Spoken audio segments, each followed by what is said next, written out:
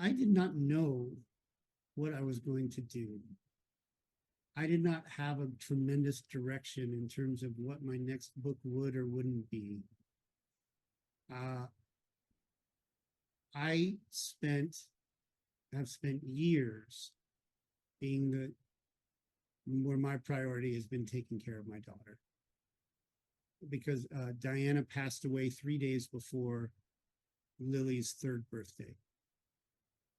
And that, that left me as someone who was in my early 40s, grieving, exhausted, because it'd been 2.5 years of 2.5 years of trying to save her, and now fully responsible for this beautiful, blameless 3-year-old girl. As I think I mentioned, I had not wanted to be a dad. I had been told very early in my marriage by someone who I valued very much that if you have love for your wife and that's your partner, you can't tell someone you love they can't have a baby. You can't do it. But my philosophy really was like, I'm going to try and be writer man. She wants to have a kid, great. I will strap on the little baby Bjorn. I'll walk around the neighborhood. I'll tell our friends we'll use the plural, we're parenting. Cool, I'm down with that. I'll tousle your hair and wave and make dad jokes at night. But you want to be mom, capiche, peace in the Middle East. And I was just going to do my thing. But that's not possible now. that was not going to happen. So my priority for quite a while was just taking care of this little girl and dealing with my own terror. This book, I didn't start writing until Lily was 10. I think that's right, maybe 9.5, 10 years old.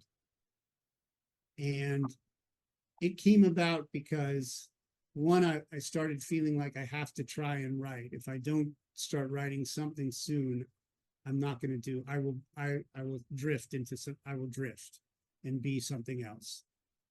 And I still had so many, the memories of these years were so important. I Will Do Better covers her third and fourth years of her life. They're 2 years where it's just her and me and the sitters and whatever support network I try and build, but I don't have a ton of money and I'm half out of my gourd. I'm terrified that I can't do it. I'm determined that I'm gonna try, but I don't really want to do it. And I look back on that and I look at those pictures of that little girl and and my heart just breaks. I love her so much. It feels like it's still so close to me that I could reach back and grab that time and be in it again. And I feel like every parent I know feels that way. And this was a way, one, for me to capture that, to stay in that.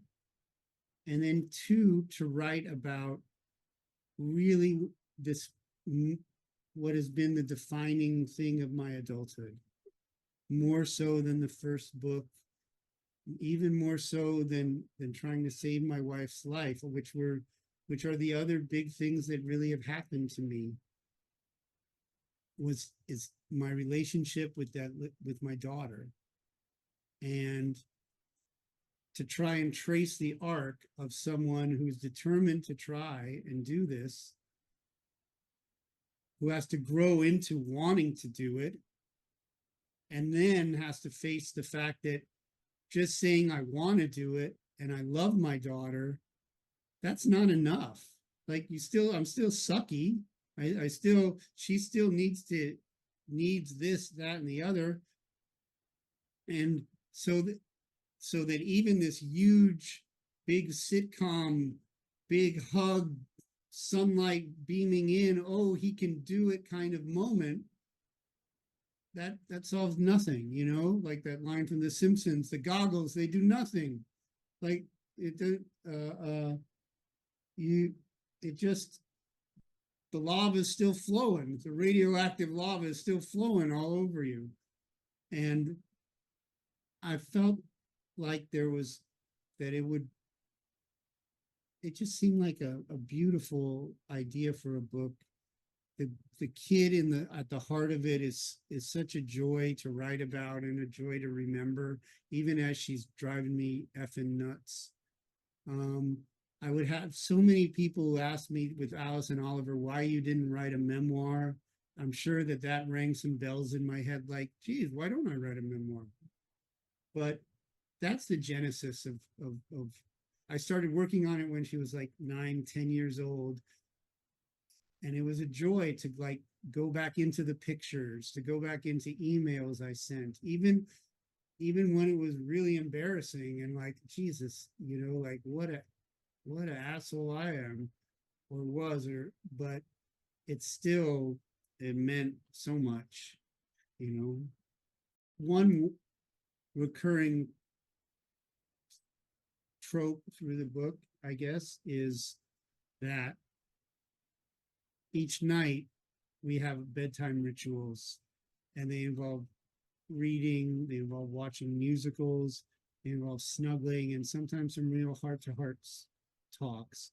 And there's an amazing amount of tenderness between the two of us, and that's fun. Uh, Halfway through the book,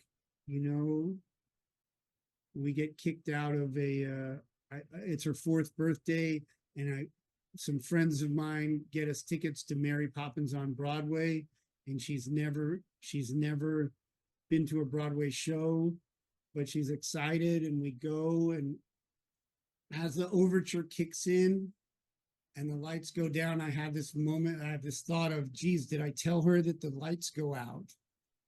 And she starts bawling. First notes of the overture, she starts bawling. The usher's there, and we get escorted out of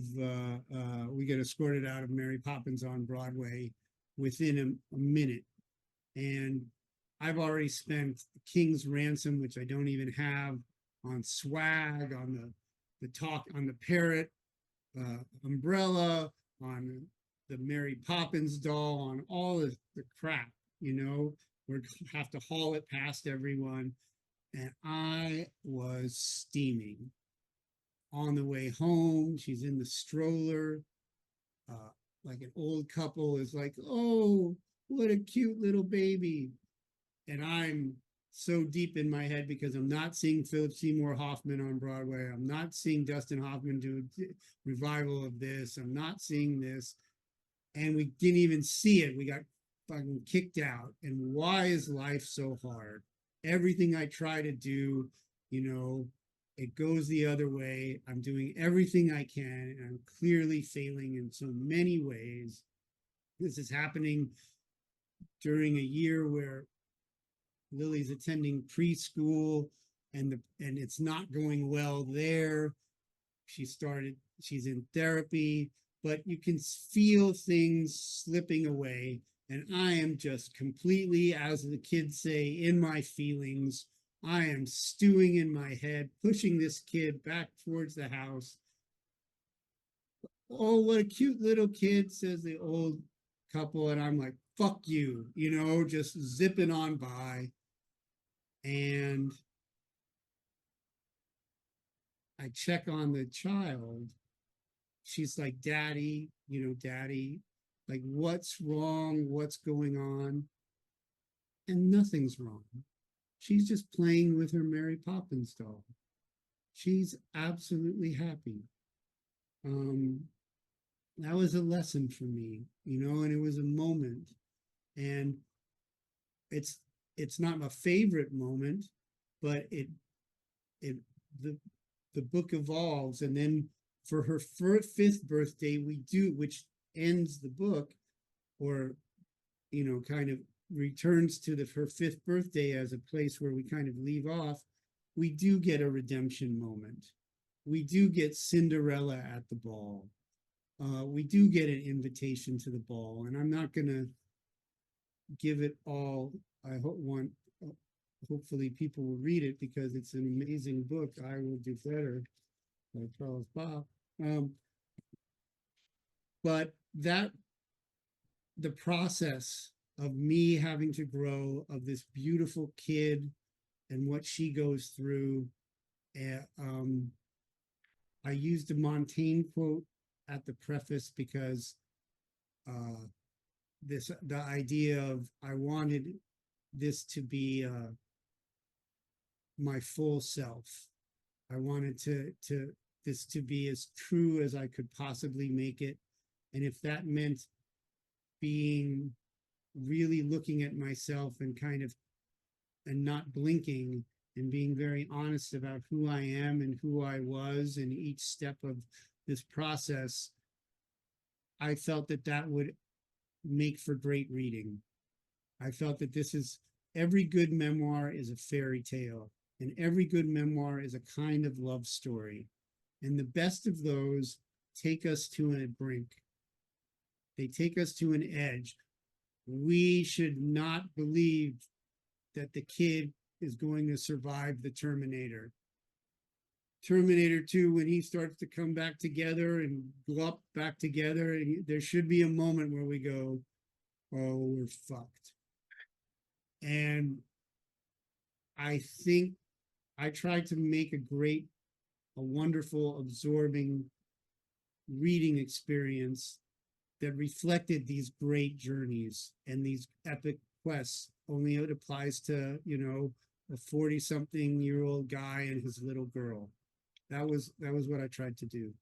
She has read it and she's really excited to see what happens. She's also like telling me, like, I have ideas about wanting to put stuff on TikTok, and she's like terrified that her friends will see it and that I'll make something corny and shitty because I'm a dad. So I'm her dad. So of course that's what I do. And but we had this great moment when the New Yorker excerpted it. And she read the excerpt. And she came back, she read it on her couch and then came up to me and was like, I know this happened to us. I know this is us, but I feel so much for these people. I really feel for what they went through, these poor people, and what they got saddled with, because it's just, there's no justification for any of it. Some people get the high end of the straw and some people get the straw up their rear, and but when that response meant a ton to me. Giving her the book to read and having her tell me that she now has read it a few times, wanting to know how things are going or what's happening. Does she get to be in a podcast? Does she get to go to this? It's really fun. It's fun to feel her excitement and pride. It makes me feel like I maybe did do better for once,